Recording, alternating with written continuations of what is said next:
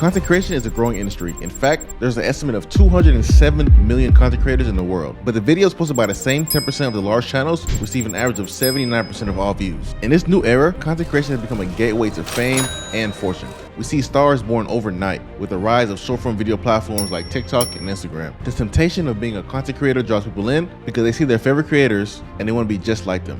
But little do they know, the grass is not always greener on the other side.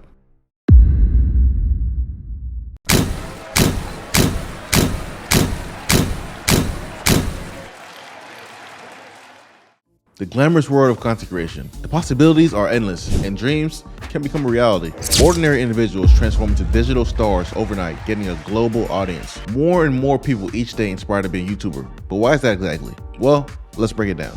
You probably asked the question, I wonder how much X creator makes from their YouTube videos. It's a question we have all wondered about at least once. And it's not only money from viewers, but also brand deals. Creators have the opportunity to collaborate with brands, creating partnerships that not only provide a financial opportunity, but also allow creators to promote products that they genuinely love and believe in. It seems like a win-win situation, where creators can showcase their favorite brands while being rewarded for their influence. With the creator economy on the rise, branders are putting dollars aside just for that. And that's because creators generate more engagement. In fact, a study done found that creator brand deals can generate up to 11 times more engagement than traditional commercials. The study also found that creator brand deals can lead up to a 20% increase in brand awareness and a 15% increase in purchase intent, which is insane. Creator brand deals have proven to be an efficient way to promote your product or service and reach your target audience. So not only is there a financial benefit of being a content creator, you also get the time freedom. You have the flexibility to work on your own terms. You can choose when and where to work. Imagine the ability to wake up and work whenever you want.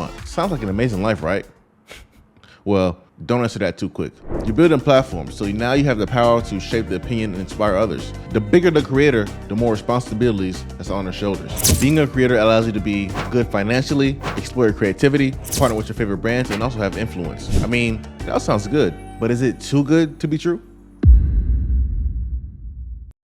I just can't go out and make another video idea when in the back of my head, I know that I'm just constantly on this hamster wheel. Honestly, I'm burnt out.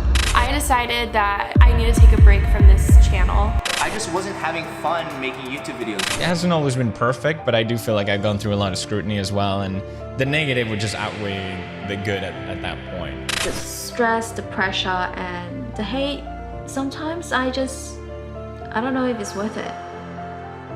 Let's really talk about it. The YouTube hamster wheel. These are real things. It's not all sunshine and rainbows. In fact, a study recently done found that 80% of content creators suffer from burnout, with 66% saying that it impacts their mental health. There is pressure that's put on content creators that many don't see. To produce constantly, to meet deadlines, to maintain audience engagement. Nearly half, which is about 47%, noted that burnout comes from the pressure they feel worrying if they're going to lose their followers or not. And that pressure is real. The desire to stay relevant is real. And that's just one of many contributions to burnout. Some other things that can lead to burnout is those long hours spent creating. It's not easy. It can be a very time-consuming process. And also, it's very easy to compare yourself to one another. Creators often find themselves comparing themselves to other creators because they themselves are trying to stay relevant. All of this can take a toll on your mental health and the relationships that you have with your family and your friends. But unfortunately, this is only the start. We're just getting started.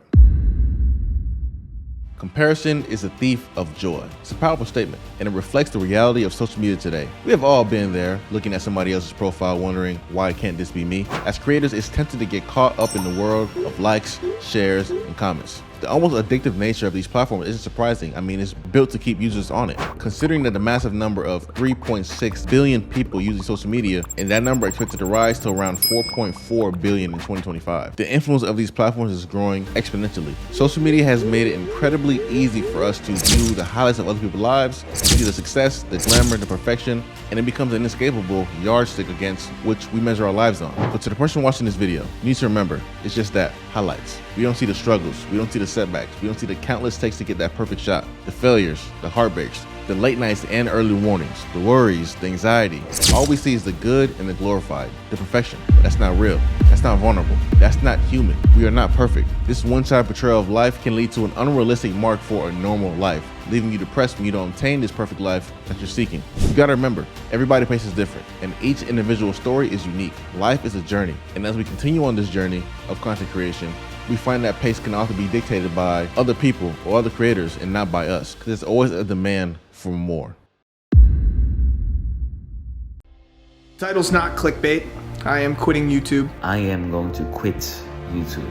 It's over. I'm quitting YouTube. I mean, we all been there before. The drive to want to be on social media, to get the likes, to get the comments, to get the fame, to get the fortune, that comes along with it. So we push out more and more and more content. We start to look at everyday life and turn everything into a form of content, sharing our daily lives, our routines, our vacations, everything. But when does it really end?